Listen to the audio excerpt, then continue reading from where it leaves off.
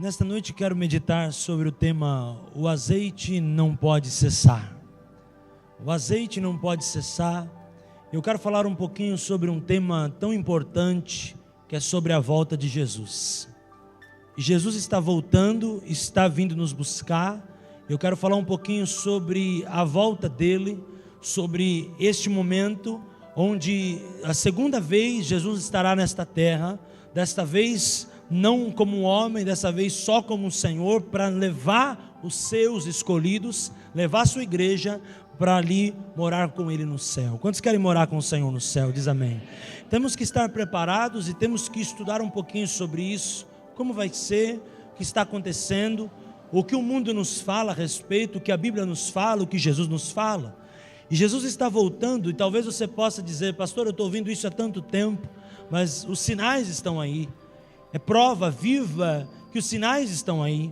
O objetivo dessa mensagem não é dizer para nenhum de nós que dia, que hora, que momento, que tempo, que ano, que década Jesus vai voltar, porque é claro a Bíblia que diz que ninguém sabe o dia nem a hora. Sabe, é como um piscar de olhos. Será assim? Ninguém sabe o dia nem a hora, pode ser amanhã, pode ser depois, mas eu quero que nessa mensagem Deus possa despertar em nosso coração, através do seu Espírito, a vontade de nos consertar com Deus. Sabe, porque muitas vezes o crente acaba ficando, usando o pecado como muleta, usando as coisas do mundo como muleta. Depois eu peço perdão, depois eu me acerto, depois, não vai ter tempo. A Bíblia diz que assim como um homem está guardando a sua casa, e ele muitas vezes não sabe que hora virá o ladrão, assim será a volta do Filho do Homem.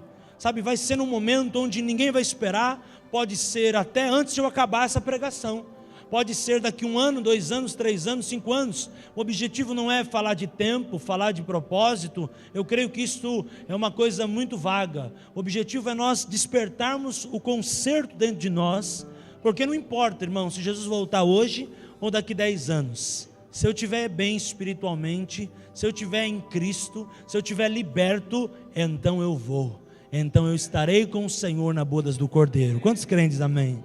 E Jesus fala sobre isso, Mateus 24, ele prega sobre a sua própria volta, e vamos estudar o que o próprio Jesus fala da sua volta para vir nos buscar. Isso é um assunto que nós podemos tomar como reflexão, é um assunto também que nós podemos tomar como uma palavra de conselho, para nós nos consertarmos. Depois do culto dessa palavra teremos um momento de oração, para pedirmos perdão pelos nossos pecados. A confissão é algo importante, mas eu quero que você e eu possamos essa noite estudar um pouquinho sobre esse tema tão importante. Versículo 1: E quando Jesus ia saindo do templo, aproximaram dele os seus discípulos para lhe mostrarem a estrutura do templo. Jesus, porém, lhe disse: Não vedes tudo isto?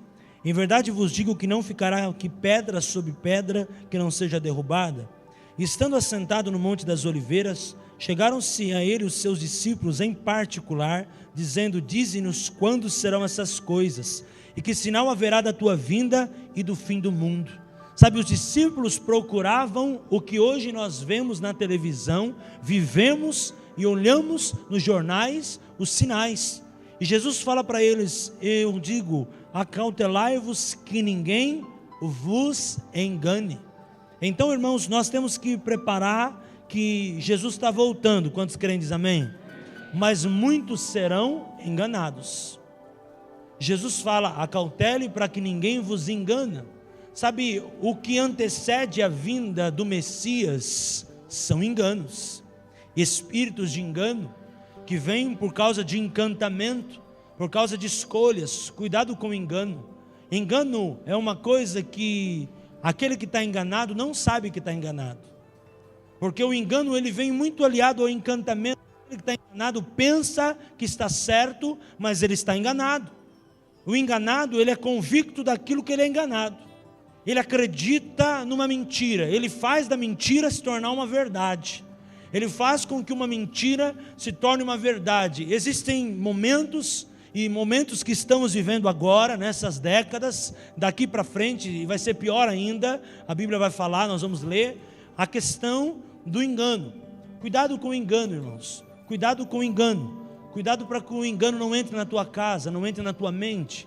Tem uma ovelha nossa que eu estava contando hoje também sobre ela. Ela começou a buscar muito sobre a volta de Cristo anos atrás, irmãos. E ele começou a trabalhar num serviço à noite. E ele ficava ali de vigia à noite num determinado local. E à noite tinha internet ali. E ele começou a pesquisar muito sobre a volta de Cristo. E eu louvo a Deus por isso. Mas eu acredito que tudo que é demais na nossa vida estraga. Eu creio que a melhor coisa é o ponto de equilíbrio. E ele começou a imprimir algumas coisas e trazer para mim todo domingo de manhã, depois do culto. Pastor, olha isso aqui. Pastor, olha o que esse profeta diz. Olha o que está acontecendo. E eu falava para ele assim: irmão, cuidado. Cuidado que você está exagerando.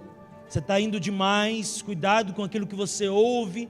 Tudo bem, a profecia é de Deus, mas a profecia, quando é de Deus, testifica na palavra de Deus. E ele passando madrugadas, estudando. E sabe, irmãos, quando você estuda um assunto como esse, ele não chama atenção, que a gente quer saber de sinais. Daqui a pouco a gente quer saber até a data, o minuto, a hora, porque Jesus vai voltar. E isso é fato na Bíblia. Ninguém sabe o dia e a hora. Mas esse irmão continuou, irmãos. E eu falava para ele: cuidado, querido, cuidado com muita coisa, cuidado com religiosidade, cuidado com essas coisas. E ele começou a ir atrás desse negócio de Illuminati, com tanta coisa, até que uns 3 domingos, depois de tantos domingos eu falar: cuidado, cuidado, cuidado, ele sumiu do mapa. Depois de uns 3 domingos ele aparece, muito estranho, junto com a sua esposa, sua família, muito estranho, nem parecia ele. E eu pergunto para ele: aconteceu algo, irmão? O que aconteceu? Como você está? Saudade? E o que aconteceu? Você sumiu? Ele: pastor, você estará na quinta-feira na igreja? Eu falei: estarei. Ele: eu preciso então vir conversar. E foi totalmente seco dentro do meu coração. Sabia que alguma coisa vinha. Na quinta-feira sentamos eu, ele, o apóstolo na ocasião também, lá em São Caetano, num gabinete pastoral lá. E eu perguntei: irmão, o que se trata? Nós combinamos de se encontrar, estamos aqui para servir. Ele disse: eu não creio mais em Deus. Eu não creio mais. Eu estou indo embora, eu estou largando tudo, estou largando Deus, estou largando tudo isso aí. E falou: tudo isso aí para mim é conto. A Bíblia para mim é um conto. Quem acredita na Bíblia é um maluco. Eu não creio nessa Bíblia. E ele pegou. Nós falamos muita coisa para ele, para tentar reverter o caso, não mudou nada. Oramos, mas ele nem ia crer muito na oração, tanto que na hora da oração ele ficou com o olho estatelado assim. E aí, acabou, a conversa foi embora. Por isso eu digo, irmãos, esse assunto que eu estou dizendo hoje é um assunto muito sério. E é um assunto que você tem que entregar o teu coração e se santificar para a vinda de Cristo. Não ficar bitolado, estudando na internet, ouvindo porcaria, que tem profeta que já disse que é 2016, tem profeta que disse que já foi no ano 2000, tem profeta que disse que ia ser em 2014, e não foi. Ninguém sabe o dia nem a hora. Qual que é a nossa posição como filho? Confiar e descansar. Cuidado, irmãos. Eu digo cuidado porque o próprio Jesus está falando: cuidado para que ninguém vos engane. E essa ovelha, nossa, eu creio que Deus vai restaurar. Quantos creem, diz amém? Mas, irmão, olha o engano com a questão do final dos tempos, que é um tema tão complicado. Nós já vivemos isso na pele. Versículo 5: porque muitos virão em meu nome dizendo: eu sou Cristo, e enganarão a muitos. Não enganarão a todos, mas também não é poucos, enganarão a muitos. Muitos serão enganados. Muitos de 100% é a maioria. Muitos serão enganados, a maioria vai ser enganado. A maioria não é trigo, vai ser joio. A maioria vai cair. Isso aqui é o que está dizendo, irmão, não é o que estou dizendo não, é o que a Bíblia está dizendo. Muitos vão ser enganados. Cuidado para você não ser enganado com teorias, com terapias, com situações, porque você vai sendo enganado e daqui a pouco você vai sendo levado. Porque nem tudo que reluz é ouro, irmãos, e você tem que vigiar. Eu comecei, por algum problema de voz, fazer um tratamento com uma fono, e aí eu comecei junto com a Débora na fono, e os primeiros dias ela começava a falar muito de concentração, tal, eu já me armei. Falei: vá que essa mulher é espírita, essa mulher trabalha com leitura da mente, eu já me armei. Depois descobri que ela era cristã, mas o que eu fiz? Me armei.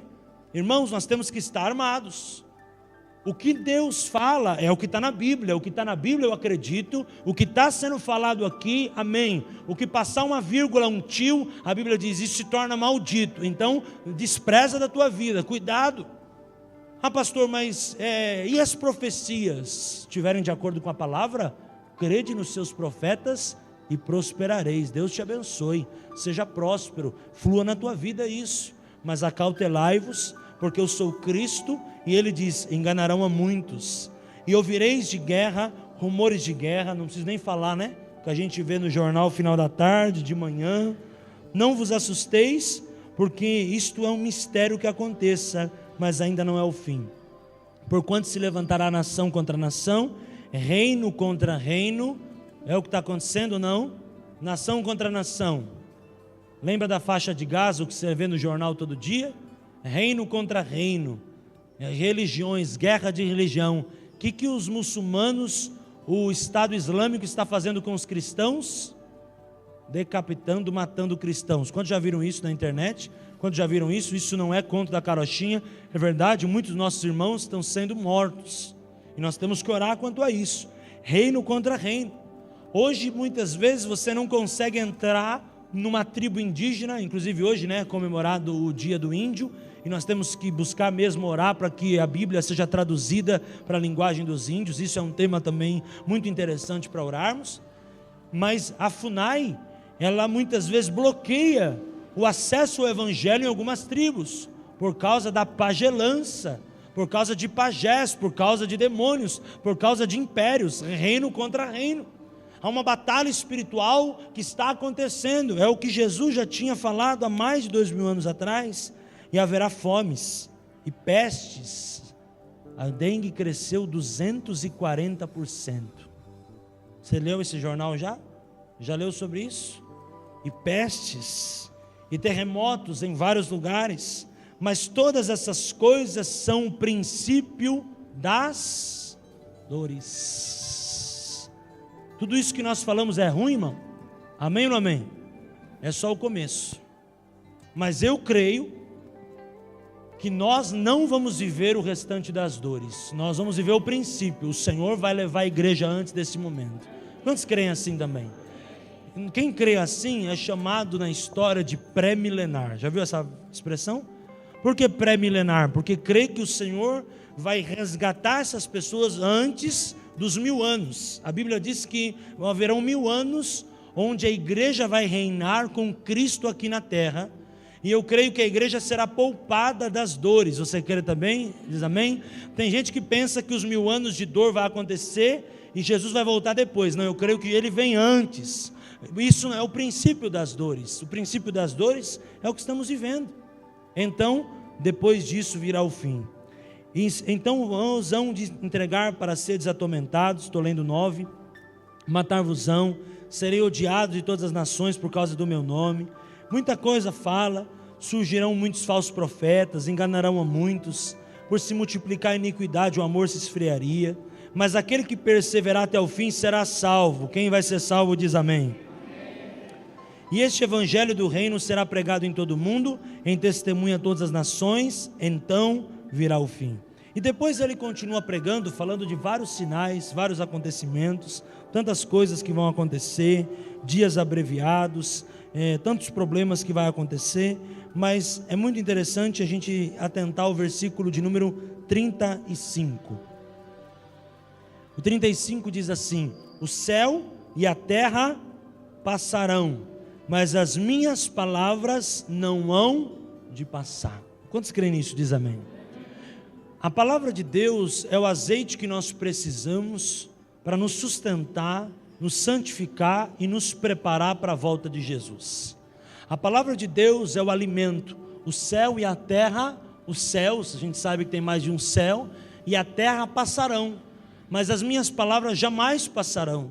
As palavras do Senhor é a base da vida de um cristão. Tudo está voltado por causa da palavra, e a palavra de Deus subsiste por causa do próprio Deus. E é tremendo a palavra de Deus, que ela é tremenda porque a palavra de Deus, ela foi escrita há mais de 2000 anos, mas ela é eterna. Ela nos conduzirá até a eternidade, ela nos conduzirá até o final, porque ela nos dá recado e ensinamentos quanto a vários momentos da nossa vida até o final. A própria Bíblia diz, permaneça pois a fé, a esperança e o amor, mas o maior desses é o amor. Então, em tudo nessa vida vai passar, a palavra vai permanecer. O que é a palavra? É a fé, a esperança e o amor para a nossa vida. O amor que foi falado aqui na hora de cantarmos o último cântico, a fé que vem pela palavra, glória a Deus por isso, a esperança que nasce, Romanos 5, a Bíblia fala que a esperança do cristão não morre. Então é muito importante nós entendermos, diante deste assunto, o que nos sustenta e nos sustentará é a palavra de Deus. Amém ou não amém?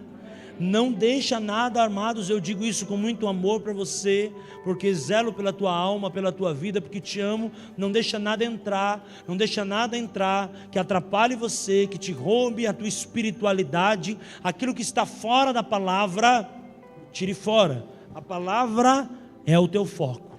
Olhar para a palavra e siga, e Deus vai te abençoar de uma forma poderosa. Amém ou não amém? Então a palavra permanecerá. Vamos entrar no 25, capítulo 25. Jesus continua pregando sobre este mesmo tema e nos dá algumas explicações. Eu quero que a gente possa entender um pouquinho também isso aqui. Versículo 1: Então o reino dos céus será semelhante a 10 virgens, que tomando as suas lâmpadas saíram ao encontro do esposo. E 5 delas eram prudentes e 5 eram loucas. Mais uma vez a gente aprende na questão que 50% é enganado, 50% cabeça no lugar, 50% tolo. E a Bíblia diz que as loucas, tomando as suas lâmpadas, não levaram azeite consigo, mas as prudentes levaram azeite em suas vasilhas com as suas lâmpadas. Pastor, o que quer dizer isso? Quero explicar. Existe no mundo judaico um símbolo chamado menorá. Quantos conhecem a menorá? Ou candelabro, quantos já ouviram isso aí? O que é uma menorá, um candelabro? É algo que é uma haste e você vê aqueles desenhos. Quantos já viram isso? É uma menorá, é um candelabro. E qual que é o costume do povo?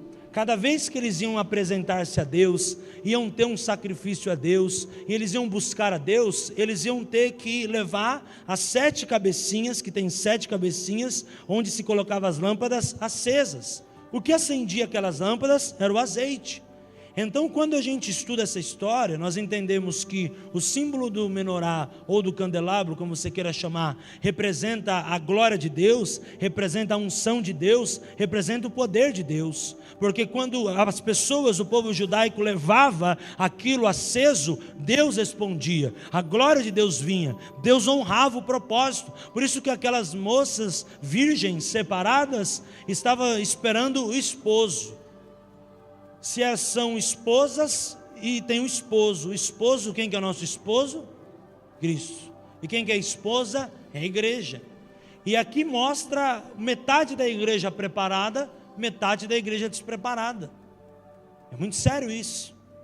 Metade da igreja pronta, com as suas lâmpadas e seu azeite, metade da igreja somente com as suas lâmpadas. Onde está o azeite? O que faz a lâmpada acender é o azeite. Sem o azeite, se o azeite cessar, acaba a bênção. Lembra da história da viúva? Quando o azeite cessou, o milagre acabou. Quando o azeite na igreja cessa, quando a unção na minha vida acaba, as coisas de Deus acabam. O azeite é algo poderoso que faz acender as nossas lâmpadas. A Bíblia nos chama de luz do mundo. Se somos luz do mundo, temos que ter o azeite para poder acender a luz, que chama a luz do Senhor. A Bíblia diz, eis que vocês são a luz do Senhor, vos chamarei de luz do Senhor, luz do mundo e sal da terra. E eu aprendo aqui essa história. Versículo 6, mas à meia-noite ouviu-se um clamor, aí vem o esposo e saíram ao encontro. Então todas as virgens se levantaram e prepararam as suas lâmpadas, e as loucas disseram às prudentes, dai-nos do vosso azeite, porque as nossas lâmpadas se apagam. Mas as prudentes responderam dizendo, não seja caso que nos falte a nós e a vós, e diante aos que vendem e comprai para vós. E tendo elas ido comprar, chegou o esposo, e aos que estavam preparadas entraram com ele para as bodas, e fechou-se a porta. Quantos vão estar nas bodas do Cordeiro com Jesus? Diz amém. Bodas representa festa, o Cordeiro representa Jesus. A bodas quer dizer a hora que o noivo virá e arrebatará a sua igreja. Ninguém sabe o dia, ninguém sabe a hora. E depois, versículo 11, chegaram também as outras virgens dizendo: Senhor, Senhor, abre-nos. E ele respondeu: em verdade vos digo que não vos conheço. 13, vigiai, pois, porque não sabeis o dia nem a hora em que o Filho do Homem há de vir. O azeite não pode acabar. O azeite tem que estar sendo renovado na minha vida e na tua vida diariamente. Quando o azeite acaba, a unção acaba, a bênção acaba, e aí as coisas começam a se complicar. E eu queria falar um pouquinho desse azeite que nos prepara a estar na bodas do Cordeiro, a estar com Jesus e a estar preparado para o arrebatamento. E eu vejo que o primeiro ponto desse azeite que não pode acabar é o arrependimento. Arrependimento vem da palavra mudança de comportamento e de ação. Quando nós deixamos de nos arrepender, então o azeite acaba, porque o arrependimento é uma mudança de rota. Quando você está lá no GPS e erra o caminho, Marcelo, ele diz: eu vou recalcular a rota. O arrependimento quer dizer: eu vou mudar a rota. A Bíblia mesmo diz: arrependei-vos, pois é chegado o reino de Deus. Se não há arrependimento, o azeite cessa. Quanta displicência. Deixa que amanhã eu me conserto com Deus. Deixa que amanhã eu me arrependo dos meus pecados. Deixa que amanhã eu acerto isso, viu, Barranco? Deixa que amanhã. E se não der tempo? E se Jesus voltar hoje? E se à meia-noite vem o noivo, vem nos buscar, e aí não há mais tempo? E aí nós batemos na porta e pedimos: Senhor, Senhor, por favor, dá-nos uma chance. E Ele diz: não te conheço. A Bíblia mesmo fala que muitos chegarão no céu e diz: Senhor, em teu nome fizemos isso, isso e aquilo, em teu nome fizemos isso. Mas o Senhor falará: aparta-te de mim, vós que pratica a iniquidade. Quando há arrependimento, há azeite. Quando há arrependimento, há conversão. Quando há conversão, há mudança. Nunca é tarde para se arrepender, nunca é tarde para mudar de vida, nunca é tarde para ser transformado. Não é: eu peço perdão, amanhã eu peco de novo, eu peço perdão, amanhã eu peco de novo, caio no mesmo erro. Não, eu me arrependo, porque quando eu me arrependo, o azeite de Deus vem, a glória de Deus vem, e o azeite representa a unção. A unção esmaga o jugo. Glória a Deus por isso. A unção esmaga o jugo. O que é jugo? É peso, opressão, angústia. Quando a gente tem unção, o jugo é esmagado, a glória de Deus vem e nós recebemos a bênção. Não deixa de se arrepender pelos seus pecados. Não deixa de pedir perdão, de se consertar com Deus. Sabe, talvez você possa dizer para mim: pastor, mas eu tenho razão de estar assim. Se você tem razão de ficar com medo, o maior prejudicado de quem tem medo não é aquele de quem você tem medo, é você mesmo que carrega o medo. Se você se acha que tem razão: eu tenho amargura, mas eu tenho razão porque eu agora estou amargurado, pisaram na bola comigo. O amargurado é o maior prejudicado. Quando você não libera perdão, não é a outra pessoa que você está magoada que está preso. O prisioneiro é eu e você. Quando não liberamos perdão, quando não abençoamos alguém. A Bíblia mesmo fala na questão da oferta. Se você sabe que o teu irmão tem algo contra ti, deixa a oferta no altar, vai e reconcilia com teu irmão e traz a oferta. Não é se você tem algo contra o teu irmão, é se o teu irmão tem algo contra ti. Vá nele e peça perdão. Porque quando há reconciliação, há o azeite. A bênção vem pelo perdão, a bênção vem pela cura, e Deus prospera a oferta, Deus aceita a oferta. Uma vez uma irmã falou: pastor, eu semeio, mas não estou colhendo. Eu falei: irmã, como está teu coração? Eu ando muito triste, eu ando muito amargurada. É o que a Bíblia diz: aquele que semeia vento, colhe tempestade. Aquele que semeia sem estar com o coração aberto e perdoado, aquele que semeia por tristeza e por necessidade, Deus não honra. É como se estivesse semeando num sactel furado, diz a Bíblia no livro do profeta Ageu. O saquetel furado, irmãos, não está falando que Deus não vai ver a oferta, Deus vai ver, mas o teu coração não permite Deus abençoar, porque o teu coração, como a parábola do semeador, é um solo rochoso, que sufoca a semente, o solo espinhoso que mata a semente, ou o solo à beira do caminho, que vem um pássaro e rouba a semente. Mas quando o meu coração e o teu coração está curado, nos arrependemos, entendemos o azeite, nós se tornamos como essas mulheres prudentes, e Deus nos abençoa. Por que nos abençoa? Porque estamos liberados espiritualmente, a bênção pode vir. Nunca esqueça do exemplo do canudo. Você é um canudo da bênção. Canudo furado não sobe o suco, canudo furado não presta para nada. Nós somos canudo da bênção. A bênção vai chegar até nós, glória a Deus, aleluia. Mas o canudo tem que estar livre para a bênção poder chegar. Isso é o arrependimento. O arrependimento libera o mundo espiritual, abre o mundo espiritual, faz com que nós sejamos curados. Seja curado esta noite, seja tratado essa noite. Permita com que Deus possa tratar o teu coração. Jesus está voltando. Levar ressentimento não vale a pena, levar amargura não vale a pena. Tudo isso vai tirando o teu azeite. Talvez na hora que o mestre venha, só tenha lâmpada. Lâmpada sem azeite não funciona. Para você manter o teu azeite, nunca entenda, nunca esqueça, o melhor tempo é o hoje, o melhor tempo é o agora.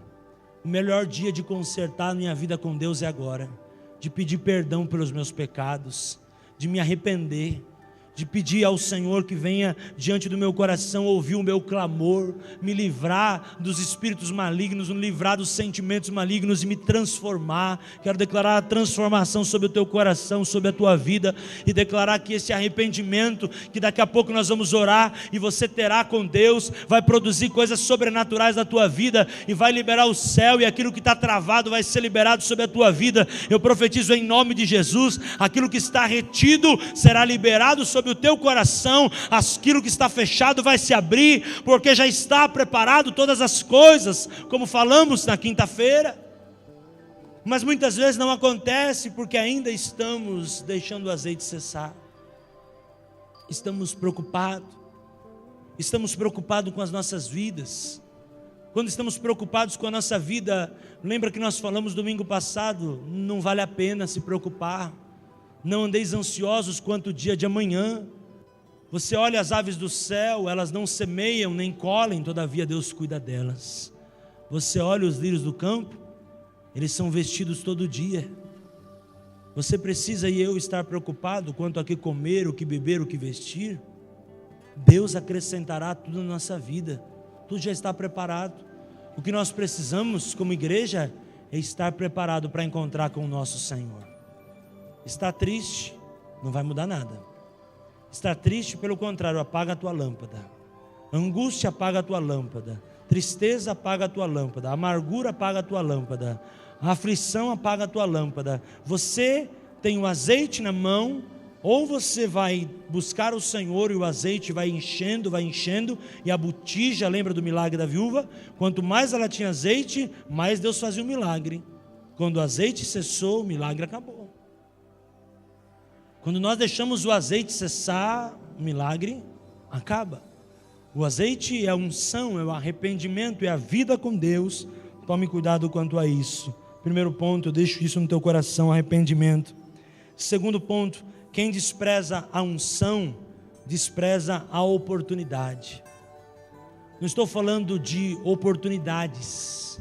Você não comprou um carro hoje, amanhã você compra. Domingo que vem tem outro feirão. Não deu certo aquela porta de emprego, fica tranquilo que logo mais vai ter outra. Aqui na terra tem várias oportunidades, se não são agora, serão depois. Descansa, Deus está no controle. Mas quem perde a unção, perde a oportunidade. Qual é a oportunidade? De estar nas bodas do Cordeiro com o Senhor. Essa oportunidade, você não podemos perder.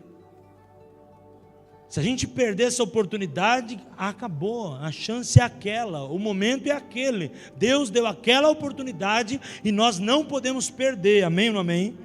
Então quem despreza a unção perde a oportunidade.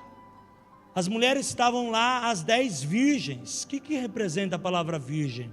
Pessoas separadas, pessoas que estavam prontas para encontrar com o noivo, Mas chega um momento, 5 são displicentes. Continuam virgem, mas se tornam displicentes. Deixa o azeite acabar, perde a oportunidade, sai correndo para comprar, tenta pedir emprestado, a outra não tem para emprestar, só tem para ela. Vai correr, na hora de compra não dá tempo de voltar, porque a porta se fechou, a porta do céu está aberta para você. O livro do profeta Isaías diz assim: buscai o Senhor enquanto se pode achar, invocai enquanto está perto. Quero dizer que ainda se pode achar, ainda Ele está perto. Ainda é tempo de nós acreditarmos e buscarmos a unção e buscarmos a oportunidade, mas vai chegar um dia que não haverá mais tempo, e eu espero que eu e você já estejamos como as prudentes. Receba isso em nome de Jesus. Como as prudentes, preparados para estar acendendo a lâmpada, e Deus será glorificado. Em último ponto, quem despreza a unção, despreza o Senhor. Despreza o noivo. Sabe, é a mesma coisa de num casamento. Imagina, você vai num casamento, todo lindo, todo arrumado, todo mundo bem arrumado, todo mundo bem sofisticado. E aí naquele casamento vai e entra a noiva. E aí a noiva entra esperando que o noivo já está no altar, e o noivo não veio. E as pessoas começam a mandar um WhatsApp: cadê esse noivo? Começam a mandar ligar para ele, mandam um torpedo para ele: cadê esse noivo? E esse noivo não veio, porque a noiva, ela se preocupou somente com o casamento, esqueceu de avisar o noivo que era o dia do casamento. Imagina isso. É a igreja sem Cristo, é a igreja sem Jesus. É a igreja que está montando tudo, está se adornando, está fazendo o dia da noiva, está se organizando, e Jesus está ficando lá de fora da festa, irmãos. Isso é muito sério. É a igreja que está entrando lá com o buquê maravilhoso, a festa do casamento está linda, está mais ou menos lindo igual o teu casamento, mas imagina o teu casamento, você entra lá e o Marcelo não está lá no altar. É a igreja que está vivendo hoje as suas próprias concupiscências, correndo atrás de si mesmo. A Bíblia diz que nos últimos dias muitos serão amantes de si mesmo, vão atrás de coisas que agradam o ouvido. Irmão, Jesus está voltando. Isso não é conto da carochinha, é palavra de Deus para a tua vida. Em nome de Jesus, nós temos que se consertar agora, nos arrepender hoje, em nome de Jesus. Quantos creem? Diz amém. Ah, pastor, mas eu ouço isso há tanto tempo. Mas e se agora for a última vez que você vai ouvir? E se hoje for o dia? Então o casamento mais bonito é quando a noiva chega e ela é recebida pelo noivo, e o noivo é honrado, e aquela noiva, todo mundo mais olha para ela, porque ela é a mulher, a atração da festa, não é assim? Num casamento até se fica de pé para ver a noiva. A noiva, de fato, ela chama atenção pelo aquilo que ela é, pelo glamour que ela tem. Mas comparando um casamento ao casamento da igreja com Cristo, o glamour tem que estar no noivo, porque a noiva tem que estar preparada em encontrar com o noivo. E assim como hoje damos o glamour à noiva, temos que dar o glamour ao noivo, porque o dia que o noivo entrar, a noiva já tem que estar postada, preparada, para na hora que Deus falar, vai buscar, Ele vir buscar, e a igreja está preparada em morar com Cristo. Então eu aprendo nesse último ponto: quem despreza a unção, despreza o Senhor. Nós não podemos fazer um casamento sem o noivo. A igreja, ela não pode fazer tudo que se agrada. Ela é uma noiva, ela tem que agradar o noivo. Imagina, você chega lá no teu casamento, vamos pensar, a Juliane chega lá no dia do casamento, e ela está com uma roupa que o Marcelo detesta, com um perfume que o Marcelo detesta, com um anel que o Marcelo detesta, o cardápio da festa só tem comidas que ele detesta. Então aquele casamento é como a igreja de hoje. 50% dela, nós estamos lendo aqui, está preocupada em quê? Em se agradar. Está louca. Olha a expressão que a Bíblia diz: está louca. Está preocupado somente em fazer o que ela quer. 50% apenas estão fazendo o que o noivo quer. Ah, pastor, hoje eu estou desanimado, sabe? Eu vou ficar em casa, eu vou ficar assistindo o Fantástico, não vou na igreja não. Ah, meu time perdeu. Nem sei, quanto foi o jogo, irmão? Quem ganhou? Meu time perdeu, irmão, mas eu estou aqui.